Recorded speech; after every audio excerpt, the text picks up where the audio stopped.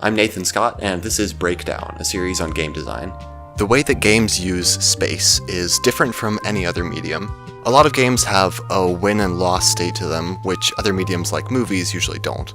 In most games, whether you win or lose is heavily influenced by where your character is or where your pieces are in the game space.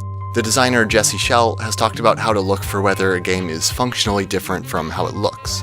So for example, Monopoly looks like a two-dimensional game, but it's really functionally a one-dimensional game. You could still basically play it the same way if the spaces were in a straight line and you just went back to the start each time. Mario Party is a functionally two-dimensional game, if you ignore the minigames. You can choose which direction to go a lot of the time, and those paths lead to different places and reconverge, which wouldn't work if they were in a straight line. But even within those games, there's kind of two categories of how games use space. Games where the space within the boundaries doesn't matter, and games where it does. So probably the simplest example of a game where the space doesn't matter is tic-tac-toe. The space within the boundaries of a tic-tac-toe board doesn't matter. If you put an X here versus here, it's the same move in terms of the game, it's just in the middle square. If you put it past one of the boundaries, it's in a different square. So the boundaries are the only thing that matter spatially in tic-tac-toe. The actual space doesn't matter. Chess would be another example of that. The only thing that matters is which space the piece is on, not where it is within that space. That kind of two-dimensional game is usually turn-based. Games like Civilization, Fire Emblem, XCOM, games like that are turn-based because you have to take the time to decide exactly what you want your whole turn to look like. You have a lot more information to process, so you have more time to think about it. You know exactly where you can move, and you know every possible move you and your opponent can make. If it was real-time, it would be way too hectic and too hard to understand from moment to moment.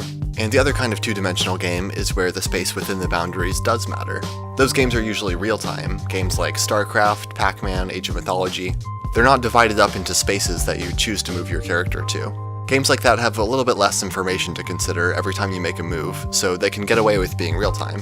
Nova-111 is a game where the space within the boundaries does matter, but it's still more or less turn-based. Your ship and most of the enemies move one turn at a time.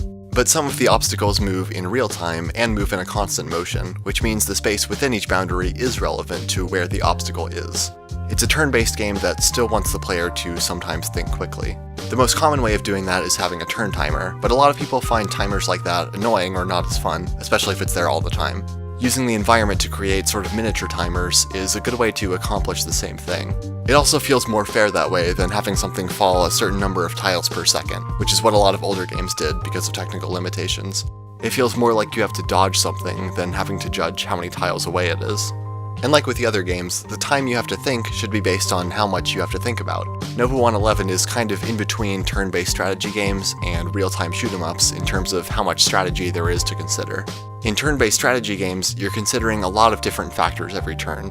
In most shoot-'em-ups or bullet hell games, you're just focused on dodging enemy shots a lot of the time. In Nova-111, during sections that have real-time elements, you're basically focused on dodging enemies and obstacles while solving puzzles and looking at enemies to figure out if you can win matchups against them.